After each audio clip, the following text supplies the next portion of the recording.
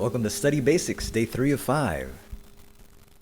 So we've been defining study here as the process of taking information to repeat it for evaluation.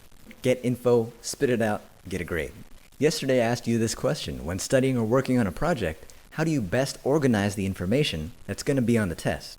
Then I asked, what's the worst way you organize the information? Yesterday was all about organizing the information. Today's step 2 will be about prioritizing the information. Answering the question, how many points is this worth? Let's say the test coming up, you know 70% of the test is going to be on the textbook. Let's say 70 questions are on the textbook. And then you also know 30% of the test is going to be on the lecture notes. With just this information, if I ask you, where are you going to study 70% of the time and then where are you going to study 30% of the time, you'd probably say, well, 70% on the textbook and then 30% on the lecture notes, which would make sense. But when we dig a little deeper and find out more about the test, we find out that only 30% of the points are going to be on the textbook. Say these are all multiple choice. And then we know 70% of the points are going to be from the lecture notes, and these are fill-in questions.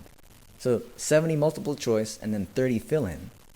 But out of that 70 for the multiple choice, that's only worth 30% of the grade.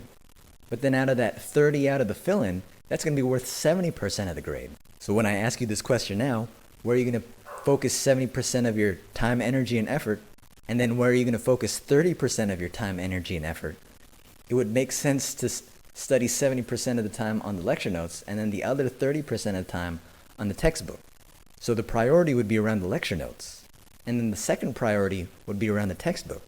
You might be surprised that even when students know this, they'll still look at the quantity of questions and spend way too much time on something that's worth far less versus spending that time on a higher priority, something that's worth far more.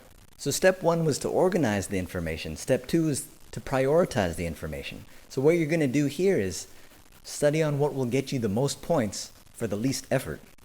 Going back to our example, if it's equally as challenging or if it's equally as easy to study the textbook or study the lecture notes, then the most points for the least amount of effort would be the lecture notes. So after you organize, look at what's going to get you the most points for the least effort.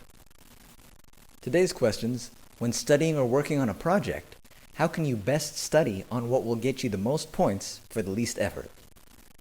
And then ask yourself, what's the worst way to do this? After that, compare and contrast, and you're on your way to step 3. This was Study Basics, day 3 of 5. Today we went over step 1, organizing the information, and step 2, prioritizing the information. Tomorrow we'll move on to step 3, so stay tuned. This is Mr. A. I'll see you tomorrow.